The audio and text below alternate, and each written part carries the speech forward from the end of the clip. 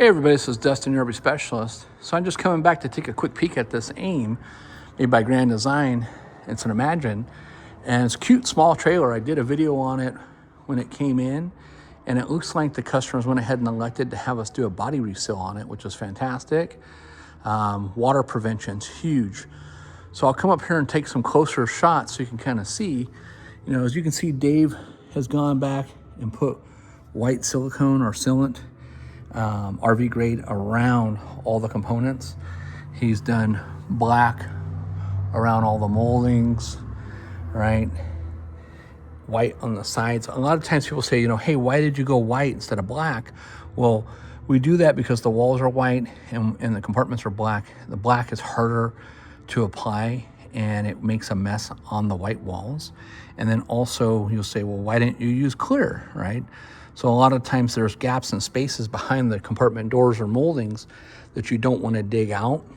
And so it will show that dirt or residue on there. And so then this way, if we put white on there, if we see something when we come back for what we call a 90-day follow-up inspection. So anytime we seal anything, you know, and he's gone around and sealed absolutely everything he can possibly get on this coach. You know, all the magnet latches, the windows, around the gutters and underneath, around all the clearance lights, the moldings, around all the compartment doors, the city water fill. He's even done around the fender skirt. He's done around the stove vent. You know, he's done a little bit underneath the back of the molding. So, and same thing here, you know, you can see where he transitioned, where he used white on the bottom and black on the top. So our guys kind of use their own preference when they're doing that to make it look as nice as possible. Here's where he did white again, but he did black here.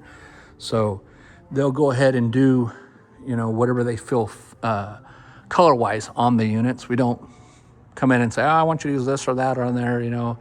It's kind of like sitting down in a barbershop or hairdresser lounge and they're going to cut it whatever they see fit. But anyways, this water prevention is a water deflection service. We call it an exterior body reseal. And what we're doing is we're keeping it from allowing water to get past the surface.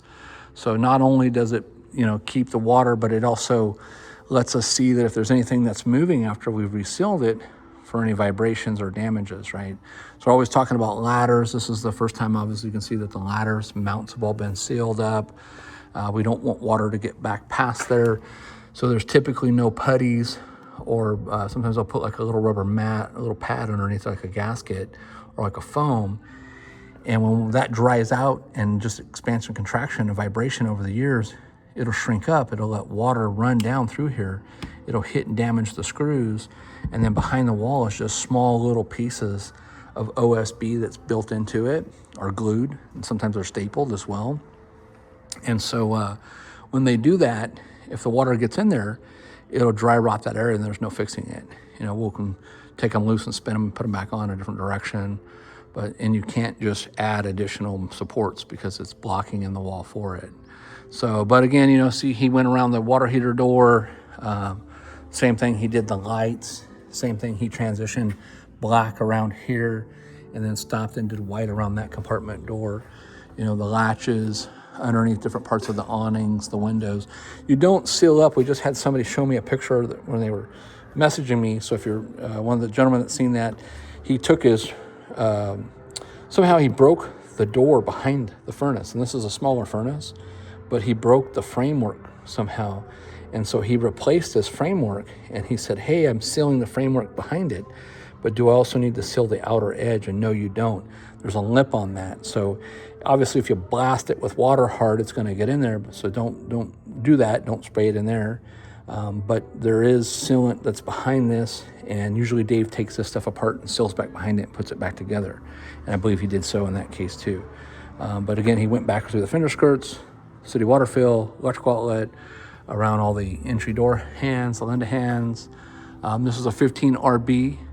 He did both inside and out on the windows. And you see he went ahead and used clear on this side. And I can't tell, he used clear on both sides of that door. And then he did around the lock and other areas on it. I don't think, yeah, he did clear on there too. It's just real small.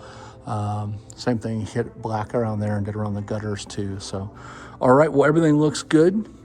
And I will quit rattling on, but Again, if you haven't checked out our Grand Design Facebook group, I think we're climbing up close to getting almost to 50,000 members.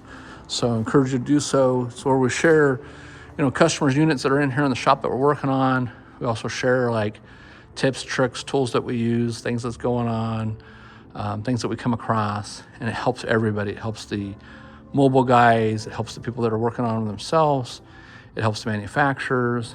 It helps even insurance companies and extended warranty companies, because we have some of those following us as well. So, all right, you guys, travel safe, have fun.